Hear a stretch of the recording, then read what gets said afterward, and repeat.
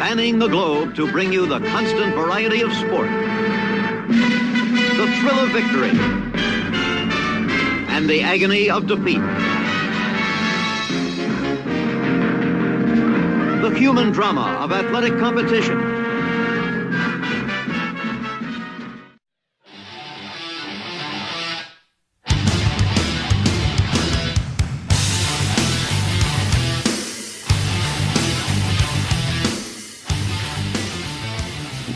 Welcome into the PSN Sports Network. I'm your host, Brock Bennett, alongside Nikita Magnum and Artie Decker. And guys, let's not waste no time. Let's get right into the hot topics for this week. Will North Sand Mountain win a game this year, or are they in panic mode? Nikita? I think they're basically in panic mode. They lost their head coach, Adam Gilbert, and they just don't have an answer to get the offense going enough to win a ball game. Artie, what do you think? Absolutely. When you only have 5 returning players basically from that team last year and just a lot of young ones, it's hard to win. I mean, especially going into this region in particular, it's very difficult. The only 2 games I really look at that they really can compete in is the Brindley Mountain game and possibly the section game, being a rivalry type game. Anything could happen. And maybe even give them a chance this week against Ider. Yeah, the Brindley Mountain game is probably the one I would say they will win if they're going to win one at all, but it is a possible 0-10 season for the Bison. Sorry to all you fans at Bryant. Well, moving on to our next topic here. What about, the Plainview Bears? Came off a big win over Sandrock. Is Plainview that good, or does Sandrock just have an off night? Nikita? I think a little bit of both. I think Sandrock was a tad overrated. They hadn't really played anybody that tested them as well as what Plainview did with their running game. We've talked about how Jace Pruitt has looked a lot better in his senior year this year, completing the short passes that's necessary to move that pro-style offense down the field. Absolutely. He looks a whole lot more comfortable in this spread look. I think it's helped him as far as not having to be under center quite as much, and also able to read the defenses a little quicker from that new offense. And we also know that Jakeway and Pruitt have kind of an unspoken rivalry, so this game's not just all business, Artie. It's a little bit personal. Absolutely. You got 2, old coaches, won a lot of games, but obviously just want to beat each other even now. But looking at Sandrock, this is a team that you could use the word rebuilding, absolutely, with them. New quarterback, new running back, it's hard to replace those guys. Yeah, Plainview just didn't have to rebuild this year. They just kind of rolled the juniors up to the senior year, and they're just rolling right along, trying to leave their mark in the Plainview record books. It's all about legacy for them this year. There's no doubt about that. Well, keeping things rolling here, let's move up to Class 6A. And was either of you guys surprised over the outcome of the Fort Payne and Iberville game? What do you think, Artie? A little bit, I guess, the margin of victory. I mean, I picked Fort Payne to win the game, but I didn't expect it to be quite as bad. I guess you could kind of contribute some of that to a little bit of a letdown after the emotional, disappointing loss to Scottsboro the following week, or the past week. It can definitely take that out of you. Yeah, Iberville come in looking to take it to Fort Payne. I actually picked Iberville to upset Fort Payne at homecoming, but Fort Payne was having none of that. Ellis had them boys ready to play, and like you say, Iberville just had that emotional loss to Nix's Wildcats over in Scottsboro, and they just couldn't recuperate to beat the Wildcats of Fort Payne. Well, staying, with our hot topics here, and the last hot topic that we got, who do you guys think overall in our area has come together and had the best first half of the season in region play and in overall? Well, I think the first name that comes to mind, Artie, is Fife, of course. They're always at the top of the list for the county teams. Fort Payne's in there, Plainview's in there. Geraldine, I'm not quite sold yet. I don't know how they're going to react when they actually have to play the Bears, but I believe they'll give them a hard game. But I think Plainview, looks good for the mountain schools next to Fife. The pressure's on Plainview at this point because, I mean, they control their own destiny. You mentioned Geraldine, and they got off to a rocky start, but they still have a chance to really make this a good year if they can win that region. You know, Fife, they always seem to be the perennial power in 2A around this area. It seems like they don't get tested until 3 or 4 rounds into the playoffs, and I just don't see anybody testing them, so they could be just a notch above Fort Payne for the best team in this area so far. I would have to agree, especially with the playoff comment. I mean, the North in 2A is a little on the weak side. Some of the more, powerhouse programs have kind of stepped up to 3A, leaving it kind of vacant at the moment. Yeah, Fife just missed going to 3A by like 10 kids, so you know they're probably the biggest 2A that we have in the state. So they're taking well advantage of that weak North region. Well, guys, let's go ahead and make some of the picks for the upcoming week here in Week 6. Let's go to 1A right here. Who do you got with Artie with Raglan going to Cedar Bluff? Just a good matchup between a really good offense and a really good defense. With their defense only giving up 6 points a game, and then you got the Cedar Bluff with their high-powered offense dropping 41, I believe it was 2 weeks ago. This past week, I believe they dropped 50. So I mean, they know how to score, but I like this Raglan team to slow them down and get the win.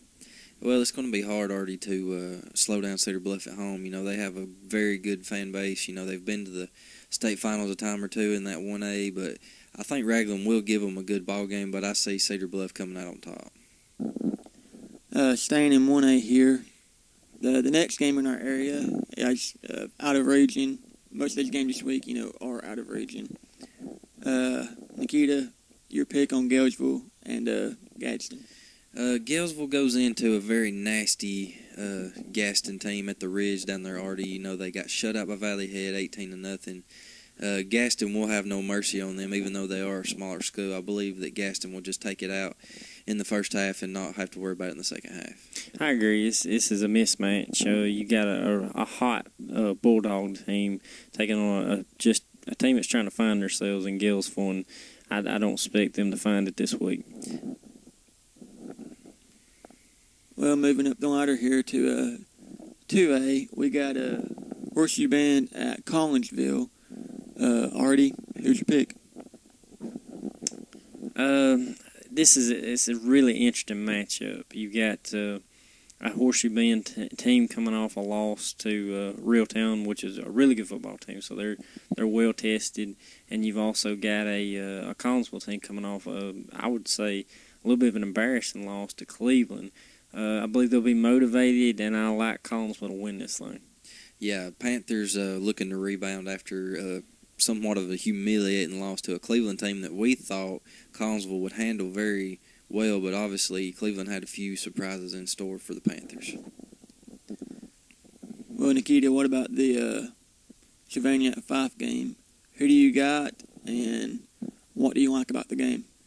I like the fact that it's a rivalry. You know, they're not far from each other as far as down the road, so it's personal, it's business, it's all what you want in a rivalry game. But at the end of the night, I think Fife outlasts them because they have that running game that just will not stop.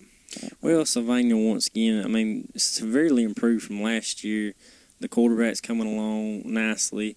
Little inconsistent at times, but if he plays the way he's capable of playing, this thing could get interesting. But he's really going to have a heck of a night to make this thing close. But you're overlooking the fact too, Artie, that they're playing at Fife. That's a hard environment to go into, a very hostile environment when you roll into Red Devil land.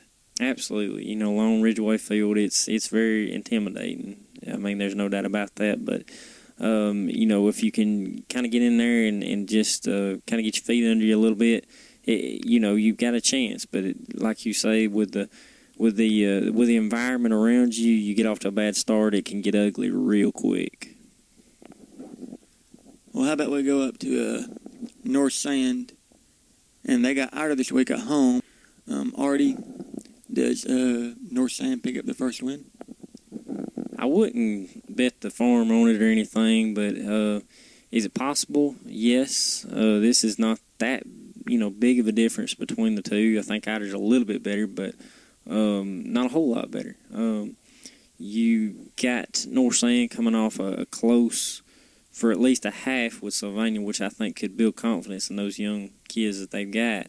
And Ider, coming off 2 losses, maybe a little down in the dumps. So it could be interesting, but I think at the end of the night, you're going to have Ider on top. Well, both teams are trying to save a little face, like you say. They've been kind of reeling these past few weeks, but I hold true to the fact that another rivalry game that this is going to be, and I believe, like you say, Ider is going to best them, because I think Tinker gets them steered back on the right way and picks up another win. Well, keeping it in 2A, the last game in our area for Friday night is Plainview at Section, and Plainview's a 3A school. Section, they're a 2A school. Nikita, Plainview's been on a roll. First loss of the year with the Glencoe. Like I said, they're 3-1. Who do you like? I go Bears all the way. Section picked up a big win in my eyes to a Gaston team that we thought was very down, but they seem to be up a little bit, and they just give them all they wanted. But Section will have their hands full with the running game of Plainview. You got Payne Anderson, you got John David Martin, you got the Bobo kid. You got 2 or 3 good running backs back there, not to mention Jace Pruitt back there. He's throwing the ball around very nice this year, and Artie, he's got some good tall receivers that he can get to, and I don't think Section matches up well on the outside.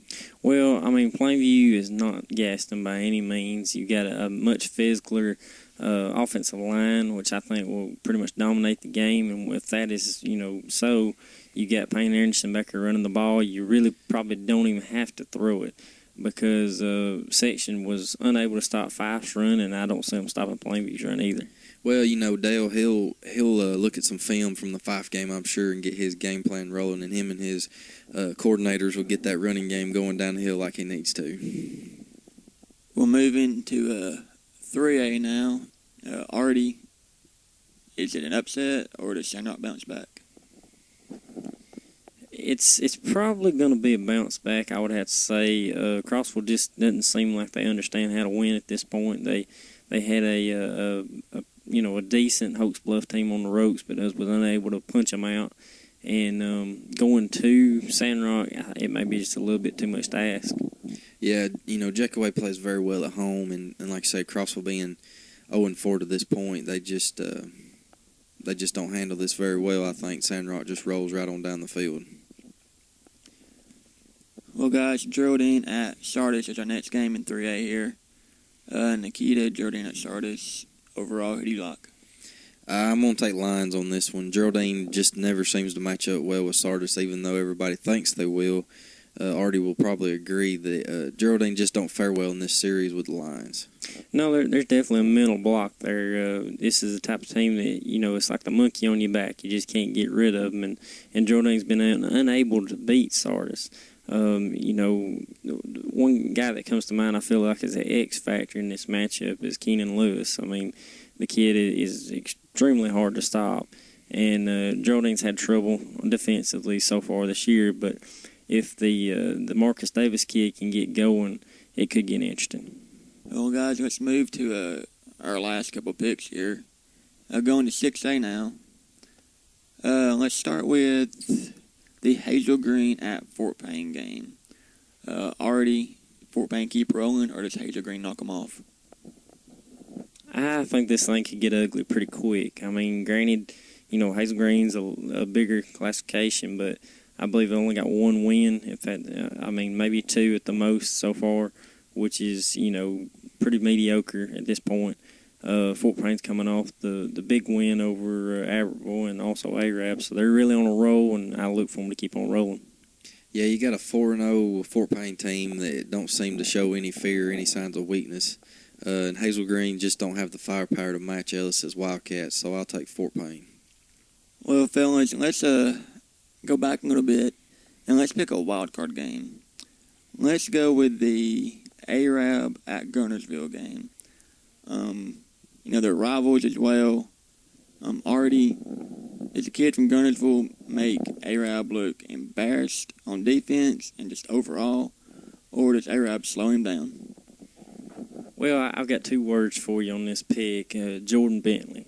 Simple as that. This young man is just a sight to be seen. Just a vision of a veteran, just a junior. I mean, just amazing. Had a great sophomore year. Just a very bright future ahead of him. Arab's coming off 2 tough losses. One to Fort Payne, and then got kind of embarrassed going to Southside. So they're looking to bounce back. But this is not the game for them to be bouncing back. Playing a red-hot number 2 in 5A Gunnersville team, and I like Gunnersville to win this one. Yeah, the Bentley kid, he's probably averaging, I'm sure, well over about 150 a game. So if Arab couldn't slow down the Fort Payne attack, I don't see him slowing down Bentley anytime that night. But right now, let's go ahead and pick our team of the week. And we've got the Glencoe Yellow Jackets here at 4-0 in the year. They come off a big win over Piedmont. And Nikita, how big of a win was that for Glencoe? Oh, it's huge. Not only does it put them the front runner for that region title, but it also shows people that they are for real, Artie. I mean, they took on a team that was probably on paper better than them if you really just want to get down to it, but they don't have the grit and the desire that the Glencoe Yellow Jackets have. Well, there's something to be said for just wanting to win more than your opponent. It don't matter about talent. I mean, it comes down to bringing it that particular night. Maybe Piedmont was looking ahead at Leeds. I don't want to take anything away from Glencoe, but that's a possibility. Glencoe, on the other hand, was looking to get respect in this game. They were number 5, but nobody really give them any respect. So they just basically wanted to prove it, and they did. Oh, yeah, I agree. Glencoe, I'm sure this is becoming slowly it's a region rivalry. It goes deep. It always comes down. Seems like the 2 or 3 teams in that region for the region title, but Piedmont just didn't respect the Yellow Jackets, and they just went and got it and just told Piedmont, hey, we're going to take it whether you like it or not.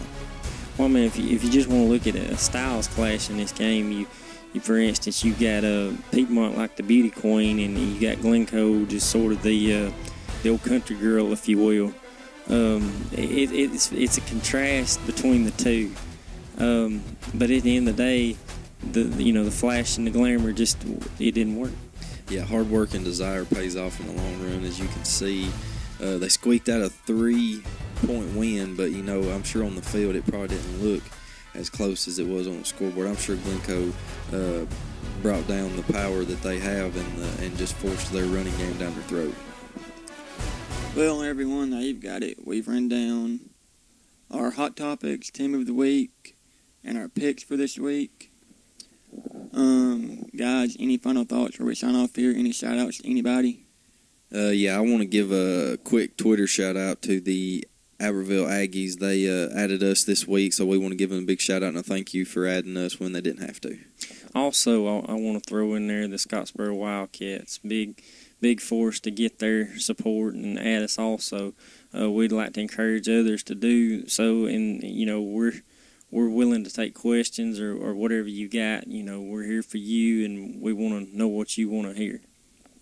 Add us on Facebook, add us on Twitter, or follow us on Twitter. If you have any questions or comments, let us know. We'll try to answer them next week on the show and everything. Subscribe to our page on YouTube. We'll give you the link to follow us on Twitter, to like us on Facebook. But for Nikita and Artie, I'm Brock Bennett, and we're signing off from PSN Network.